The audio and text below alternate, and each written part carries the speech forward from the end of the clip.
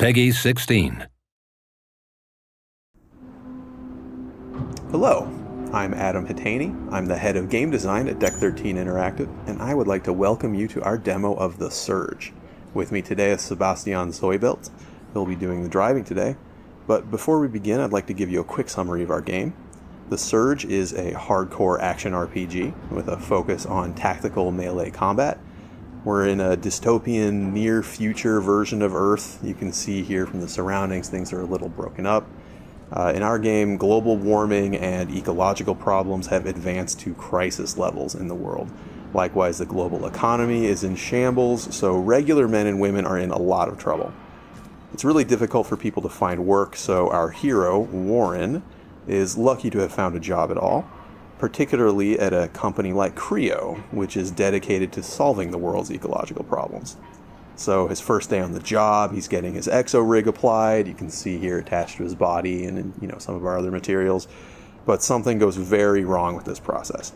He loses consciousness and wakes up here. So let's get going.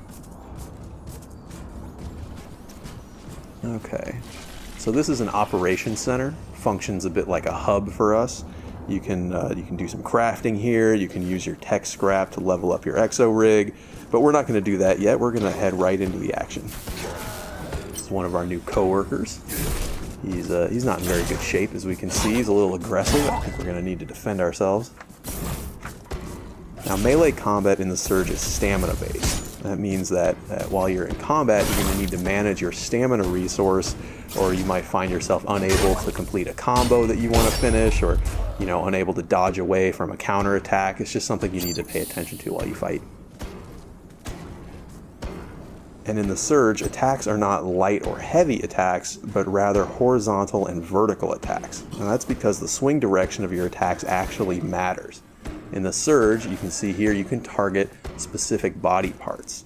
So directing attacks towards unarmored or vulnerable areas deals increased damage. It's more likely to stagger your opponent.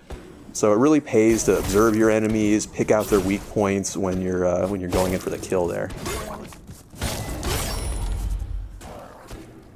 Another thing that we really like to emphasize is that it's really good and beneficial for you to scan your environment, to look around for enemies and loot. Exploration is really important to us.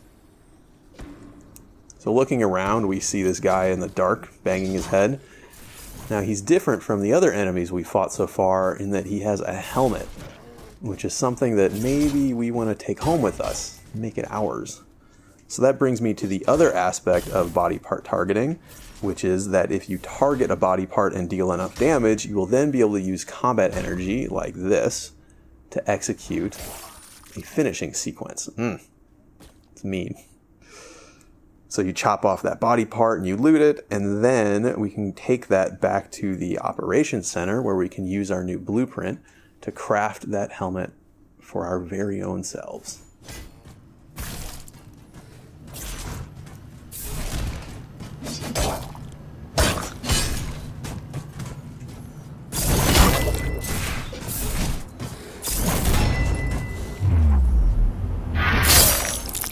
That's not very nice. So moving further into the area here, you can see that we don't have just humanoid enemies. We also have a variety of robotic enemies. Many of these will also have limbs that can be chopped off. This could give you various rewards, new implants, new weapons, things like that. But these disassembly drones are more simple. They don't have different body parts. They're just trying to chop you up. But we're not going to let them do that. And what is this? You see something in the rocket shell over here.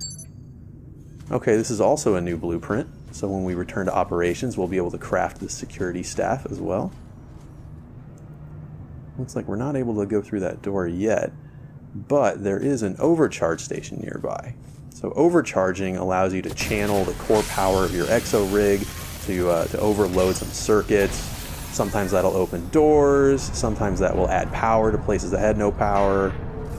And sometimes it will allow you to be jumped by a giant robot dog. You can see here the robot dog is a little bit of a mini boss for the purposes of this demo. It's much more aggressive than the other enemies we fought. deals a lot more damage, but you can see it also has a weakness. If we punch it right in its robot eye when it's leaping at us, we can actually interrupt it and then score a follow-up attack of our own.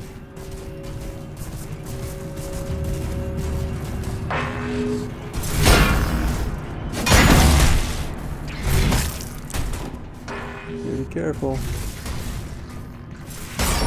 Alright. Now that we have him taken care of, we can explore the warehouse a little bit more. Oh, maybe he'll be friends. No, I guess not. I guess he doesn't want to be friends. Something that's really important to us is that all of our enemies have purpose in the world. You can see that these guys, they have a heavier rig, they have these forklift weapons. You know, they really fit in the area that they're found. They're kind of like these mover, loader employees, but the way they yell and attack you shows that there's something still a bit wrong with them. So up here is an exo lift. Why don't we try that out? Or we will not. We will deal with our friend here, and then we will use the exo lift. Our two friends.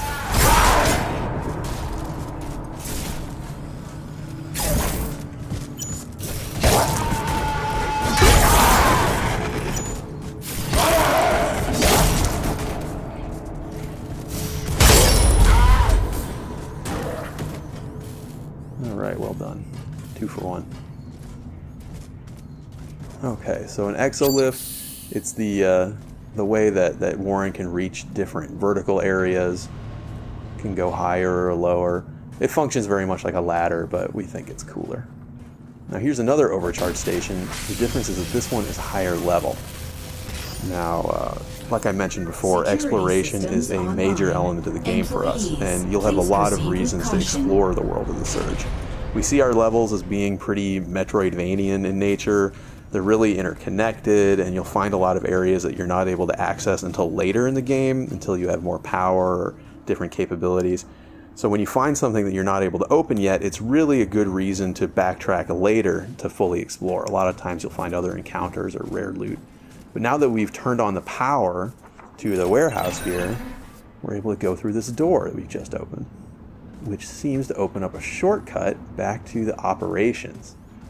So that's a pretty good opportunity for us to craft some new gear with all these blueprints that we've gathered.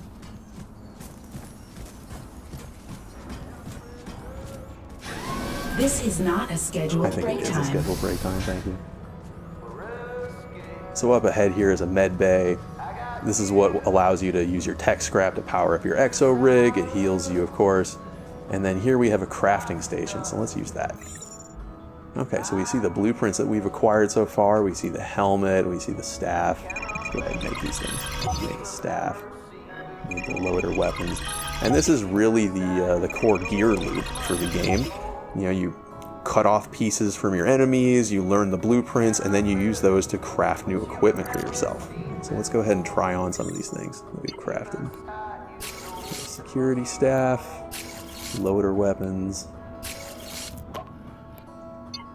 sweet new helmet that we got before, and we also have this armor piece. Now, this particular piece of chest armor will illuminate in the darkness. It casts these bright lights. It helps you to see, helps you to find enemies and find loot. You know, other armors will, do things like protect you from environmental hazards. So it's really important for you to experiment with different pieces of equipment, see what sort of special effects they give so that you know how to approach all the challenges of the world in the most effective way. So like I said, we can use tech scrap at the med bay to level up our core power. Looks like right now, yeah, we don't have enough to get a full level up yet, but that's okay because now we've banked that tech scrap so we don't lose it when we die. And then we also have the implants, which I mentioned before. So implants can have passive benefits. They can also be active injectables like Sebastian has been using to recover his health when he's low. But all implants use different amounts of core power. So as you play the game, you really have to sort of balance the core power requirements and your total core power against the your personal gameplay style and the sort of effects that you think are most important. All right, so why don't we head out and try some of these new toys that we've made? Be careful out there. Okay, so this is the way we like to do cutscenes in the Surge. We don't like to take control of your camera, you know, we make the cutscenes all part of the world. What that means is that whether you watch them or not, they're always just going to occur around you, and whether you pay attention or not, it's really up to you. Sometimes we'll offer a context camera so you can have a more cinematic view, but it's never required. It's always your choice. And all of our different weapons, they have different move sets, different feels altogether, different finishing sequences. Pretty brutal. So as you get new weapons in the Surge, you'll really want to test them out, see which one feels the best to you, which one is most effective in your own hands. It's really your choice.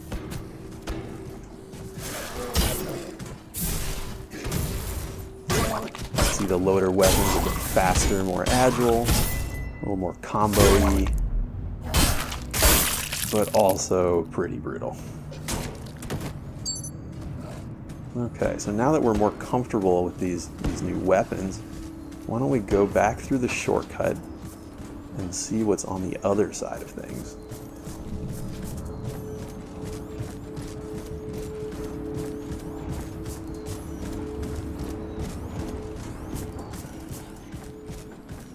This is pretty dangerous. Reboot in progress. Okay, yeah, so I was talking before about the context camera. This is what lets you have a more cinematic view as this angry boss robot gets up out of the rubble. You can watch it if you want. You can also prepare for the boss fight. That's totally fine. You can see he wanted to shoot you with the railgun. Fortunately for him, it is malfunctioned, so he's going to have to use a little bit more of a personal touch.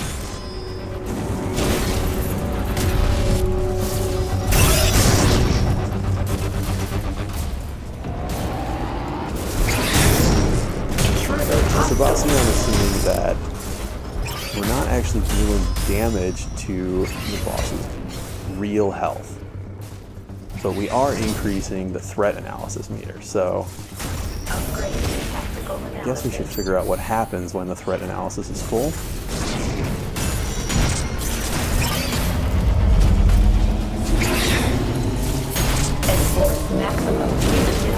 Punitive measures, huh? Rehabilitation implemented. Well, of course. Rockets. Not very nice. That's what I do when I feel threat. But we still haven't dealt any damage to its real health bar. So maybe, if we're careful, we use those rockets against it somehow. Well, it's pretty close.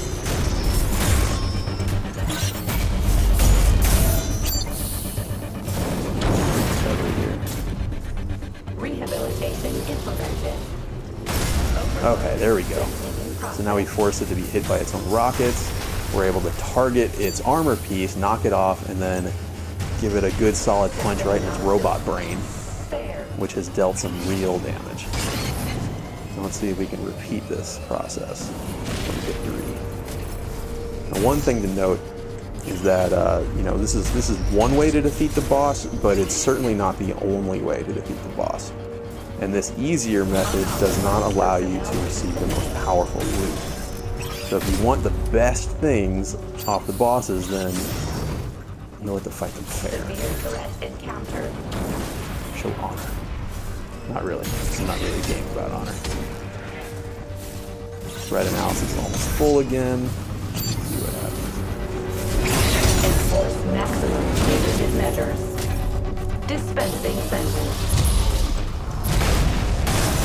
Okay, yeah. Reboot initiated. Down. Let's see if we can get at its other armor piece. Okay. Very nice. Boss defeated. Well done. So that's the Surge. Scheduled for release in 2017 on next-gen consoles and PC. Once again, I'm Adam Hatani for Deck 13 Interactive. Thanks for watching.